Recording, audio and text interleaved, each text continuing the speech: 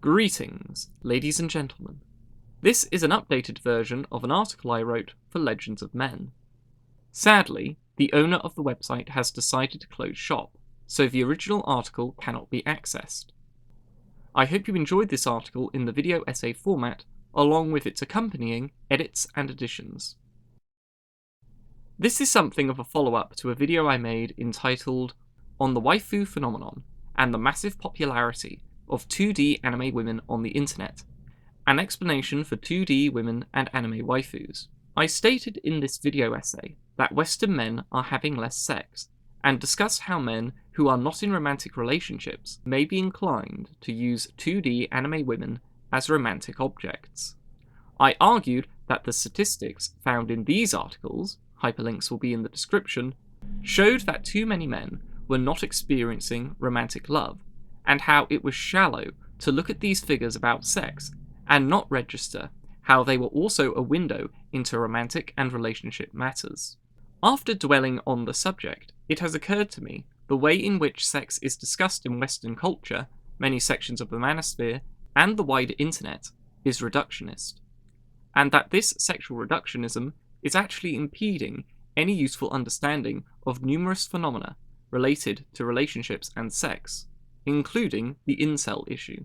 Now I need to slow down here. What do I mean by sexual reductionism? This is what I mean: the practice of reducing the multifaceted nature of sex to a single feature, orgasm.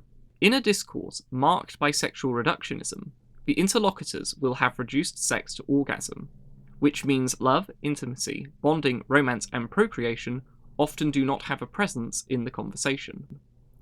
In short, sexual reductionism is the name of both a phenomenon wherein the purpose of sex is merely to obtain orgasm, and of a conception or a philosophy of sex which rarely acknowledges the other purposes and dimensions of sexual intercourse. As for the origins of sexual reductionism, it would be easy to trace them to the pickup artists who were foundational in creating the online manosphere, which often encourages casual sex. However, I don't think this would be fair or accurate. While yes, there are many red pill guru types who speak of copulation as nothing more than an act with a member of the opposite sex which leads to pleasurable physical sensations, this conception of sex didn't originate in the manosphere.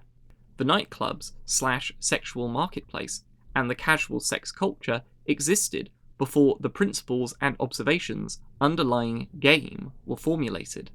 The Manospherian pickup artists and red pill gurus just happen to be the most successful male navigators of this shallow sex culture. They are not the creators of sexual reductionism. They are instead its most avid disciples. Now that we have laid some groundwork, we can discuss the problems with sexual reductionism. There are two main problems. 1. It ensures people completely miss the point and the complexity of sex. And 2, it makes understanding specific sexual trends and phenomena much more difficult. To examine the first problem, I want you to imagine a bizarre scenario. Imagine that I am a relationship guru, and I run a YouTube channel and mentor service where I help men get into romantic relationships with women. Imagine that my techniques, advice, and ideas have helped many men get girlfriends and wives, and then imagine that I am being interviewed by someone who is interested in my work. Imagine the scene. The interviewer asks me, "Why do you think it is important for men to be in romantic relationships with women?" And I respond, "Truthfully, I don't think romantic relationships are important. What I think is actually important is kissing." The reason I give men advice on relationships, flirting, seduction, etc. is so they can have kissing partners. Kissing is fun and it feels nice. The romance and relationship a man may enjoy are simply a nice bonus. How do you think the world would respond to such a statement? Probably with shock, confusion, and no small amount of amusement. The issue with this statement made by another version of myself in some parallel universe is that it has got everything backwards.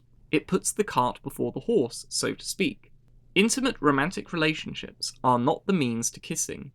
Instead, kissing is the means to an intimate romantic relationship. You don't learn how to flirt or court a woman because you want to kiss her. Of course, you will want to kiss her, but you learn these skills so you can start a relationship with her, first and foremost. treating romantic relationships, short or long term, as some tool which you use to acquire kisses is juvenile. It's what some young teenagers do when they have never been kissed before and want to know what it is like. This position not only treats romance badly, it also treats kissing badly by reducing the meaning of the activity.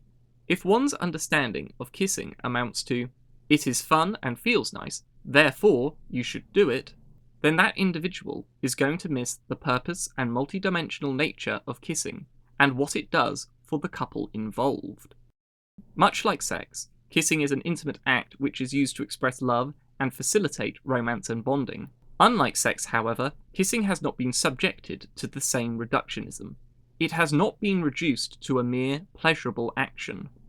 Which is why the statement made in some parallel universe from before seems absurd, because it is indicative of a reduced conception of kissing, which is not shared by the majority of Western people. In popular culture, the kiss remains a romantic action. Kisses often mark key moments in romance films, novels, etc. Love songs in particular often treat kissing as if it was some magical act or the ultimate expression of love. Kissing is treated with a relatively high degree of respect and is viewed as a romantic gesture. In contrast, songs about sex tend to focus less on love or romance and more on the physical mechanics and pleasure involved in sexual intercourse. Of course, there are exceptions. Some songs with sex as a theme focus on the intimacy and the relationship which accompanies sex, but no song I have heard which has kissing as a theme has only explored the physical sensations associated with the activity. What's more, while some Manospherian writers talk of pumping and dumping, they never speak of tonguing and running. They speak of notch counts in reference to sexual partners, but never to kissing partners. The purpose of spinning plates, i.e. seeing multiple women, is so you can enjoy more sex, not so you can enjoy more kissing. Of course, kissing is something the game practitioner does to get laid, but individuals who promote game or pickup skills rarely talk about kissing the way they talk about sex. The pickup artist is not interested in bonding with a woman. He is interested in utilizing a set of techniques which will allow him to get orgasms using a woman as a masturbation aid. So why would he focus on an activity, aka kissing, which is closely associated with bonding and romance in the current culture? Ironically, in Western society, kissing is held as more sacred and romantic than sex, yet it should be the opposite way round, because sexual intercourse is the more intimate and meaningful activity. Reducing sex to an activity which one does to obtain orgasms has enabled and fostered a culture of careless fornication.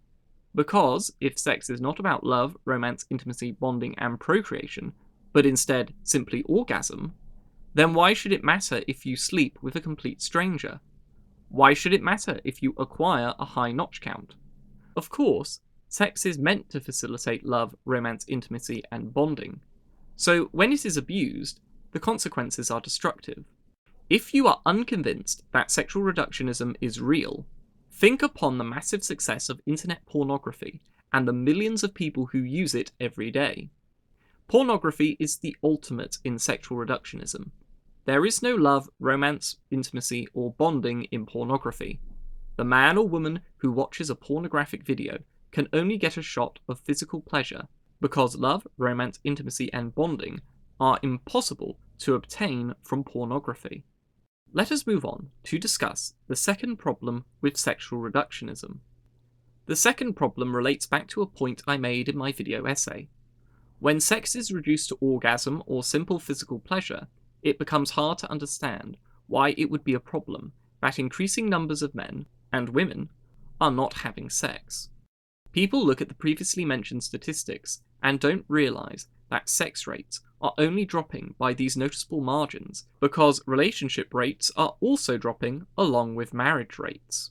Men and women tend to have consistent sex with persons whom they care for and are in relationships with. So these sex statistics are indicative of declining relationship rates, as can be seen in the article on the right, which also cites the General Social Survey in the United States. But because of sexual reductionism, people don't understand or see this. As a result, few understand that what men really desire is the love, romance, intimacy, and bonding which come with sex, and so very few understand the actual nature of the situation, and even fewer understand the waifu phenomenon. Some people will make foolish suggestions, such as using taxpayers' money to make prostitution free, so incels and MGTOWs can have orgasms, and it won't even occur to these individuals that if orgasm were all incels and MGTOWs wanted, then internet pornography would be more than sufficient. Consider that MGTOW YouTubers such as Turd Flinging Monkey don't buy sex dolls just to obtain orgasms. They also buy them so they can more successfully engage in romantic fantasies, which, in Turd Flinging Monkey's case, is obvious when you examine his BitChute channel and his sex dolls Instagram page. Sex dolls can function as romantic objects in much the same way as 2D anime women. It is also pertinent to note here that sex dolls are not too dissimilar from anime body pillows. Of course, sex dolls and anime body pillows are going to make way for sex robots in the near future. At the moment, sex robots are in their infancy, but everyone should be concerned, because one day, these robots will be provided with powerful artificial intelligences, which will allow them to have programmable personalities. These personalities will allow the robots to simulate emotions and feelings of affection, and so provide the user with a fake romantic relationship. They will then become the ultimate romantic objects, and they will further facilitate the breakdown in gender relations in Western society, as both men and women reach the conclusion that fake robot romance is much easier than real human romance. And the cherry on top of this excrement cake? These robots will be connected to the internet for regular software updates, and will be used by both companies and government agencies to spy on their users. We already know that tech companies collect data on their customers, and let's not forget the Snowden revelations of 2013 to 2014. Government agencies such as the infamous NSA in America and the less well-known GCHQ in Great Britain adore spying and collecting data on their citizens. It is inevitable. Your sex robot will be giving very personal information about you to GCHQ and the company which provided it. Big Brother will be watching you.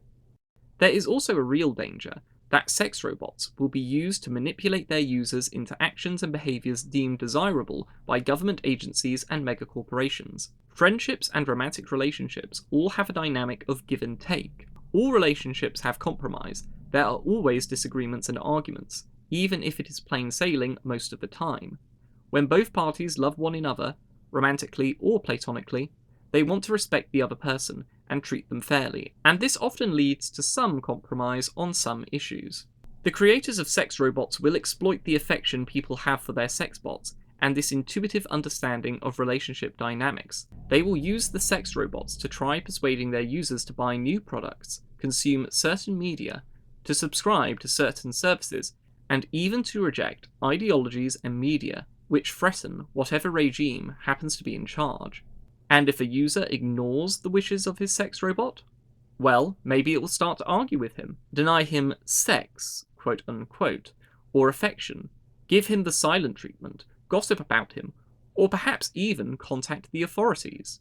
And because of sexual reductionism, we will sleepwalk straight into this future where sex robots are sold and then used as romantic objects, and will be caught completely off guard. And we will be caught off guard because we refuse to recognise that sex is not only about physical pleasure, but is also about romance, bonding, and intimacy, which sexual intercourse provides in the context of a committed, exclusive relationship. Sexual reductionism has hurt, and continues to hurt, our understanding of sexual matters.